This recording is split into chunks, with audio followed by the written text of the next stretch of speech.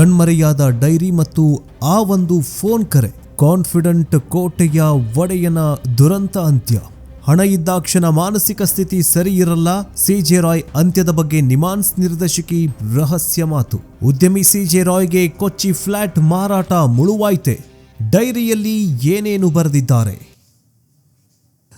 ನಮಸ್ಕಾರ ವೀಕ್ಷಕರೇ, ಜೀವನದಲ್ಲಿ ಎಲ್ಲವನ್ನೂ ಗೆದ್ದಂತಹ ಮನುಷ್ಯ ಸೋಲೋದೆಲ್ಲಿ ಗೊತ್ತಾ? ತನ್ನದೇ ಮನಸ್ಸಿನ ಯುದ್ಧದಲ್ಲಿ ಅಥವಾ ತಾನು ಕಟ್ಟಿಕೊಂಡ ಸಾಮ್ರಾಜ್ಯವೇ ತನಗೆ ಉರುಳಾದಾಗ.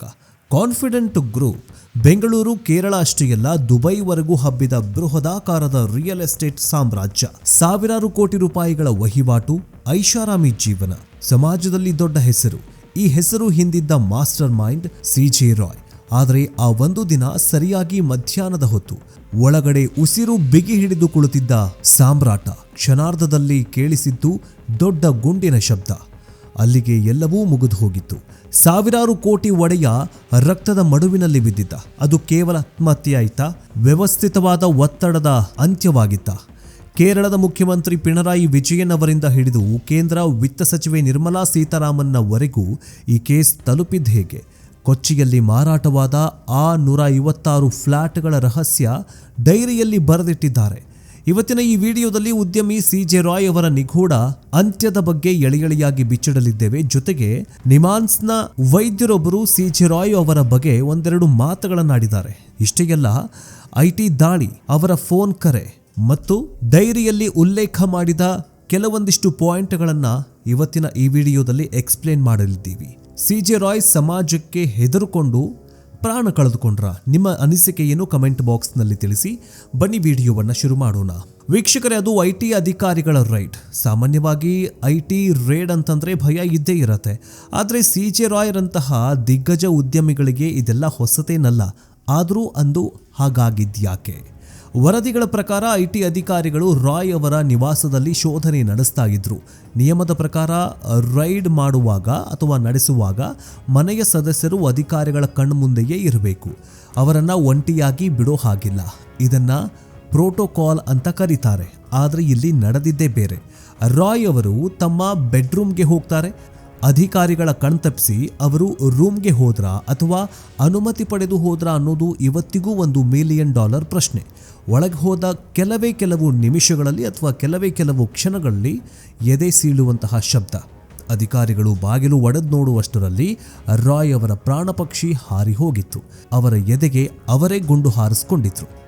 ಇಲ್ಲಿ ಮೂಡುವಂತಹ ಪ್ರಶ್ನೆ, ಐಟಿ ಅಧಿಕಾರಿಗಳ ಸರ್ಪಗಾವಲಿನಲ್ಲಿ ಅವರದ್ದೇ ಗನ್ ಅವರ ಕೈಗೆ ಸಿಕ್ಕಿದ್ದು ಹೇಗೆ? ಇದನ್ನೇ ಕೇರಳ ಸಿಎಂ ಪಿಣರಾಯಿ ವಿಜಯನ್ ಕೂಡ ಪ್ರಶ್ನೆ ಮಾಡಿದ್ದಾರೆ. ಒಬ್ಬ ವ್ಯಕ್ತಿ ಐಟಿ ಕಸ್ಟಡಿಯಲ್ಲಿದ್ದಾಗ ಮಾನಿಟರಿಂಗ್ನಲ್ಲಿ ಇರಬೇಕಾಗಿತ್ತು. ಅವರು ಬೇರೆ ರೂಮ್ಗೆ ಹೋಗಿ ಆತ್ಮಹತ್ಯೆ ಮಾಡಿಕೊಳ್ಳುವ ಅವಕಾಶ ಸಿಕ್ಕಿದ್ದು ಹೇಗೆ? ಹೀಗಂತ ಅವರು ಕೇಂದ್ರ ಸರ್ಕಾರಕ್ಕೆ ಪತ್ರ ಬರೆದಿದ್ದಾರೆ. ಇದು ಕೇವಲ ನಿರ್ಲಕ್ಷ್ಯವೋ ಅಥವಾ ಬೇರೆ ಏನಾದರೂ ಇದೆಯಾ ಅಂತ. ಇಲ್ಲಿ ಅವರು ಕೇಳ್ತಾ ಇರುವಂತಹ ಪ್ರಮುಖವಾಗಿರುವಂತಹದ್ದು 3 ಪ್ರಶ್ನೆಗಳು. ಈಗ ಒಬ್ಬ ಐಟಿ ಅಧಿಕಾರಿ ಅಥವಾ ಐಟಿ ರೇಡ್ ನಡೆದಾಗ ಆ ವ್ಯಕ್ತಿ ಮಾನಿಟರಿಂಗಲ್ಲಿರಬೇಕು. ಅಂದರೆ ಅವರ ಚಲನವಲನದ ಮೇಲೆ ಅಧಿಕಾರಿಗಳು ಕಣ್ಣಿಟ್ಟಿರಬೇಕು. ಅವರು ಎಲ್ಲೂ ಕೂಡ ಹೋಗದಂಗೆ ಇವರು ನೋಡ್ಕೊಳ್ಬೇಕು. ಪ್ರಶ್ನೆ ನಂಬರ್ 2, ಒಬ್ಬಂಟಿಯಾಗಿ ನೀವು ಯಾರ ಮೇಲೆ ರೇಡ್ ಮಾಡಿದ್ರಲ್ಲ ಆತನನ್ನು ಒಬ್ಬಂಟಿಯಾಗಿ ಬಿಡೋ ಹಾಗಿಲ್ಲ. ಅವನೇನಾದರೂ ಹೆಚ್ಚು ಕಡಿಮೆ ಮಾಡಿಕೊಳ್ಬಹುದು ಅಥವಾ ತಪ್ಪಿಸ್ಕೊಂಡು ಹೋಗಬಹುದು ಅಥವಾ ಬೇರೆ ಯಾರಿಗಾದರೂ ಫೋನ್ ಕಾಲ್ಗಳನ್ನು ಮಾಡಬಹುದು. ಒಂದು ಫೋನ್ ಕಾಲ್ಗಳನ್ನು ಮಾಡಬಾರ್ದಂಥ ಫೋನನ್ನು ಕಸಿದುಕೊಂಡಿರ್ತಾರೆ, ಓಕೆ, ಆದರೆ ಒಬ್ಬಂಟಿಯಾಗಿ ಬಿಡಬಾರ್ದು. 3ನೇದು, ಚೂಪಾದ ಅಸ್ತ್ರಗಳು ಅಥವಾ ಶಸ್ತ್ರಾಸ್ತ್ರಗಳು ಅಥವಾ ಈ ಚಾಕು, ಚೂರಿ ಅಥವಾ ಈ ಗನ್ನು, ಪಿಸ್ತೂಲ್ಗಳೆಲ್ಲ ಅವ್ರ ಹತ್ರ ಇರಬಾರ್ದು. ಅವರೆಲ್ಲವುಗಳನ್ನು ಅವರು ತಗೊಂಡು ಅಧಿಕಾರಿಗಳದನ್ನು ಸೀಸ್ ಮಾಡ್ಕೊಳ್ಬೇಕು. ಆತನ ಕೈಯಲ್ಲಿ ಯಾವುದೇ ಅಸ್ತ್ರಗಳು ಇರಬಾರ್ದು, ಮಾರಕಾಸ್ತ್ರಗಳು ಇರಬಾರ್ದು ಅನ್ನುವಂತಹದ್ದು ಪ್ರೋಟೋಕಾಲ್, ಅಂದರೆ ಅವರ ಅಧಿಕಾರಿಗಳ ಒಂದು ಕರ್ತವ್ಯ ಆಗಿರುತ್ತೆ. ಆದರೆ ಇಲ್ಲಾಗಿಲ್ಲ, ಹಂಗಿಲ್ಲ. ಎಲ್ಲವೂ ಕೂಡ ಪ್ರೋಟೋಕಾಲ್ ಅನ್ನ ಇಲ್ಲಿ ನಿರ್ಲಕ್ಷ್ಯ ಮಾಡಲಾಗಿತ್ತು. ಇದನ್ನೇ ಈಗ ಪಿಣರಾಯಿ ವಿಜಯನ್ ಕೇಂದ್ರಕ್ಕೆ ಪತ್ರ ಬರೆದಿದ್ದಾರೆ. ಇನ್ನು ಬೆಂಗಳೂರಲ್ಲಿ ಕುಳಿತು ಸಾಮ್ರಾಜ್ಯ ಆಳ್ತಾ ಇದ್ದ ರಾಯ್ ಅವರಿಗೆ ಮುಳುವಾಗಿದ್ದು ಕೇರಳದ ಕೊಚ್ಚಿ. 2025ರಲ್ಲಿ ರಾಯ್ ಕೊಚ್ಚಿಯಲ್ಲಿ ಬರೋಬ್ಬರಿ 156 ಫ್ಲ್ಯಾಟ್ಗಳನ್ನು ಮಾರಾಟ ಮಾಡಿದ್ರು. ಇಲ್ಲಿ ಬಿಸ್ನೆಸ್ ಟ್ರಿಕ್ ಒಂದನ್ನು ಬಳಸಲಾಗಿತ್ತು ಎನ್ನಲಾಗಿದೆ. ಅದುವೇ ರಾಯ್ ಪಾಲಿಗೆ ಕಂಟಕವಾಯಿತು. ಅದೇನೆಂದರೆ ಫ್ಲ್ಯಾಟ್ಗಳ ಮೂಲ ಬೆಲೆ ಏನಿತ್ತೋ ಅದಕ್ಕಿಂತ ಕಡಿಮೆ ಬೆಲೆಯನ್ನು ದಾಖಲೆಗಳಲ್ಲಿ ತೋರಿಸಿ ರಿಜಿಸ್ಟರ್ ಮಾಡಿಸಲಾಗಿತ್ತು. ಹಾಗಾದರೆ ಉಳಿದ ಹಣ ಎಲ್ಲಿ ಹೋಯಿತು? ಹೌದು, ಇಲ್ಲಿಯೇ ಇರೋದು ಕಳ್ಳಾಟ. ಖರೀದಿದಾರರಿಂದ ಉಳಿದ ಹಣವನ್ನು ನಗದು ರೂಪದಲ್ಲಿ ಪಡೆಯಲಾಗಿತ್ತು ಅನ್ನೋದು ಐಟಿ ಇಲಾಖೆಯ ಆರೋಪ. ಕಡಿಮೆ ಬೆಲೆಗೆ ಆನ್ಲೈನ್ ಟ್ರಾನ್ಸಾಕ್ಷನ್, ಉಳಿದಿದ್ದು ಹಾರ್ಡ್ ಕ್ಯಾಶ್. ಹೀಗೆ ಮಾಡೋದ್ರಿಂದ ಕೋಟ್ಯಾಂತರ ರೂಪಾಯಿ ತೆರಿಗೆ ಉಳಿಸಬಹುದು. ಆದರೆ ಐಟಿ ಇಲಾಖೆಗೆ ಇದರ ವಾಸನೆ ಬಡಿದಿತ್ತು. ಈ ನಗದು ವ್ಯವಹಾರವೇ ಕಪ್ಪು ಹಣದ ಮೂಲ ಅಂತ ಶಂಕಿಸಿ ತನಿಖೆ ಶುರು ಮಾಡಿತು. ಕೇವಲ ಇಷ್ಟೇ ಅಲ್ಲ, ದುಬೈಯಲ್ಲಿ ರಾಯ್ ಅವರು ಒಂದು ಬೃಹತ್ ಪ್ರಾಜೆಕ್ಟ್ ಅನ್ನ ಯಾವುದೇ ಬ್ಯಾಂಕ್ ಲೋನ್ ಇಲ್ಲದೆ ಪೂರ್ತಿಗೊಳಿಸಿದ್ರು. ಲೋನ್ ಇಲ್ಲದೆ ಅಷ್ಟು ದೊಡ್ಡ ಪ್ರಾಜೆಕ್ಟ್ ಮಾಡೋದಕ್ಕೆ ದುಡ್ಡು ಎಲ್ಲಿಂದ ಬಂತು ಮತ್ತು ಎರಡನೇ ಪ್ರಾಜೆಕ್ಟ್ ಕೂಡ ಶುರುವಾಗಿತ್ತು. ಈ ಎಲ್ಲ ಹಣದ ಮೂಲ ಹುಡುಕ್ತಾ ಬಂದ ಐಟಿ ಅಧಿಕಾರಿಗಳು ರಾಯ್ ಅವರನ್ನ ಇಕ್ಕಟ್ಟಿಗೆ ಸಿಲುಕಿಸಿದ್ದು ಎನ್ನಲಾಗಿದೆ. ಇನ್ನು ಕೇಸ್ನ ಅತ್ಯಂತ ರೋಚಕ ತಿರುವು ಸಿಕ್ಕಿದ್ದು ಅವರು ಬರೆದಂತಹ ಕೊನೆಯ ಪತ್ರದ ವಿಚಾರದಲ್ಲಿ. ರಾಯ್ ಅವರು ಪ್ರಾಣ ಬಿಡುವುದಕ್ಕಿಂತ ಮುಂಚೆ 9 ಪುಟಗಳ ಸುದೀರ್ಘ ಪತ್ರ ಬರೆದಿದ್ರು ಅಂತ ಹೇಳಲಾಗ್ತಾ ಇದೆ. ಆದರೆ ಪೊಲೀಸರು ಮತ್ತು SIT ಹೇಳ್ತಾ ಇರೋದೇ ಬೇರೆ. ಅದು ಕೊನೆಯ ಪತ್ರ ಅಲ್ಲ, ಅದು ಅವರ ವೈಯಕ್ತಿಕ ಡೈರಿ ಅಂತ ಅಧಿಕಾರಿಗಳು ವಾದ ಮಾಡ್ತಿದ್ದಾರೆ. ರಾಯ್ ಅವರಿಗೆ ದಿನನಿತ್ಯದ ಆಗು ಹೋಗುಗಳನ್ನು ಬರೆಯೋ ಅಭ್ಯಾಸ ಇತ್ತು. ಆ ಡೈರಿಯಲ್ಲಿ ಯಾವುದೇ ಅಂತಿಮ ಸಂದೇಶ ಅಥವಾ ನನ್ನ ಪ್ರಾಣ ಹೋದರೆ ಅವರೇ ಕಾರಣ ಅನ್ನುವಂತಹ ಸಾಲುಗಳು ಇಲ್ಲ ಅಂತ ಅಧಿಕಾರಿಗಳು ಸ್ಪಷ್ಟಪಡಿಸಿದ್ದಾರೆ. ಆದರೆ ಮೂಲಗಳ ಪ್ರಕಾರ ಆ 9 ಪುಟಗಳಲ್ಲಿ ಕೇರಳ ಮತ್ತು ಕರ್ನಾಟಕದ ಪ್ರಭಾವಿ ರಾಜಕಾರಣಿಗಳ ಹೆಸರುಗಳು ಇದಾವೆ ಅಂತ ಎನ್ನಲಾಗಿದೆ. ಒಬ್ಬ ರಾಜಕಾರಣಿಯ ಜೊತೆಗಿನ ವ್ಯವಹಾರದ ಉಲ್ಲೇಖವೂ ಇದೆ ಅನ್ನೋ ಸುದ್ದಿ ಹಬ್ಬಿದೆ. ಹಾಗಾದರೆ ಆ ಡೈರಿಯಲ್ಲಿದ್ದ ಸತ್ಯ ಏನು? ಅದನ್ನು ಮುಚ್ಚು ಹಾಕಲಾಗ್ತಾ ಇದೆಯಾ ಅನ್ನುವಂತಹ ಪ್ರಶ್ನೆ ಈಗ ಮೂಡ್ತಾ ಇದೆ. ಇದಕ್ಕೆ ಪುಷ್ಟಿ ನೀಡುವಂತೆ ಒಂದು ಘಟನೆ ಕೂಡ ನಡೆದಿದೆ. ನವೆಂಬರ್ 27 ಮತ್ತು ಡಿಸೆಂಬರ್ 3ರಂದು ನಡೆದಿದ್ದ ಐಟಿ ದಾಳಿಯನ್ನು ಪ್ರಶ್ನಿಸಿ ರಾಯ್ ಅವರು ಡಿಸೆಂಬರ್ 16ರಂದು ಹೈಕೋರ್ಟ್ಗೆ ರಿಟ್ ಅರ್ಜಿ ಸಲ್ಲಿಸಿದ್ರು. ಐಟಿ ಶೋಧನೆ ಕಾನೂನು ಬಾಹಿರ ಅಂತ ವಾದಿಸಿದ್ರು. ಆದರೆ ಆಶ್ಚರ್ಯ ಎಂಬಂತೆ ಕೇವಲ 2 ದಿನದಲ್ಲಿ ಅಂದರೆ ಡಿಸೆಂಬರ್ 18ರಂದು ಆ ಅರ್ಜಿಯನ್ನು ವಾಪಸ್ ಪಡೆದಿದ್ರು. ಯಾಕೆ? ಹೋರಾಟಕ್ಕೆ ಎಳೆದಿದ್ದವರು ಏಕಾಏಕಿ ಶರಣಾಗಿದ್ಯಾಕೆ? ಆ 2 ದಿನಗಳಲ್ಲಿ ನಡೆದಿದ್ದೇನು? ಯಾರಾದರೂ ಒತ್ತಡ ಹಾಕಿದ್ರಾ ಅನ್ನುವಂತಹ ಪ್ರಶ್ನೆ ಈಗ ಮೂಡ್ತಾ ಇದೆ. ಇನ್ನು CJ ರಾಯ್ ಅವರು 9 ಪುಟಗಳಷ್ಟು ಕೊನೆಯ ಬಾರಿಗೆ ತಮ್ಮ ಡೈರಿಯಲ್ಲಿ ಕೆಲವೊಂದಿಷ್ಟು ಪುಟಗಳನ್ನು ಅಥವಾ ಕೆಲವೊಂದಿಷ್ಟು ಪಾಯಿಂಟ್ಸ್ಗಳನ್ನು ಬರೆದಿಟ್ಟಿದ್ದಾರೆ. CJ ರಾಯ್ ಅವರು ಬರೆದಿಟ್ಟಿರುವಂತಹ ಕೊನೆಯ ನೋಟ್ಗಳು ಏನಂತಂದ್ರೆ, ತಮ್ಮ ಕುಟುಂಬಸ್ಥರಿಗೆ ಕ್ಷಮೆ ಯಾಚಿಸಿದ್ದಾರೆ. ನಾನು ತೀವ್ರವಾದ ನಿರ್ಧಾರವನ್ನು ತೆಗೆದುಕೊಳ್ತಾ ಇದ್ದೇನೆ, ನನ್ನನ್ನು ಕ್ಷಮಿಸು ಅಂತ ಅವರು ತಮ್ಮ ಕುಟುಂಬದಲ್ಲಿ ಮನವಿಯನ್ನು ಮಾಡಿಕೊಂಡಿದ್ದಾರೆ. ಅಲ್ಲದೆ ತಮಗೆ ಯಾರಿಂದ ಎಷ್ಟು ಹಣ ಬರಬೇಕಿದೆ ಅನ್ನೋದರ ವಿವರವನ್ನು ತಮ್ಮ ಕೊನೆಯ ಪುಟದಲ್ಲಿ ಸ್ಪಷ್ಟವಾಗಿ ಉಲ್ಲೇಖ ಮಾಡಿದ್ದಾರೆ. ತಮ್ಮ ಈ ನಿರ್ಧಾರದ ನಂತರ ತಮ್ಮ ವ್ಯವಹಾರವನ್ನು ಯಾರು ನೋಡಿಕೊಳ್ಬೇಕು, ತಮ್ಮ ಉದ್ಯಮದ ಉತ್ತರಾಧಿಕಾರಿ ಯಾರಾಗಬೇಕು ಅನ್ನೋದನ್ನು ಕೂಡ ಉಲ್ಲೇಖ ಮಾಡಿದ್ದಾರೆ. ಕಾನ್ಫಿಡೆಂಟ್ ಗ್ರೂಪ್ನೊಂದಿಗೆ ಹಿಂದಿನಿಂದಲೂ ಕೆಲಸ ಮಾಡ್ತಾ ಇದ್ದವರನ್ನು ಯಾವುದೇ ಕಾರಣಕ್ಕೂ ಕೈ ಬಿಡಬಾರದು, ಅವರನ್ನು ಜೊತೆಯಲ್ಲೇ ಇಟ್ಟುಕೊಳ್ಬೇಕು. ಯಾರೆಲ್ಲ ನಂಬಿಗಸ್ತ ವ್ಯಕ್ತಿಗಳು ಅಂತ CJ ರಾಯ್ ಅವರು ತಮ್ಮ ಪುಟದಲ್ಲಿ ಬರೆದಿಟ್ಟಿದ್ದಾರೆ, ಅಂದರೆ ತಮ್ಮ ಡೈರಿಯಲ್ಲಿ ಬರೆದಿದ್ದಾರೆ.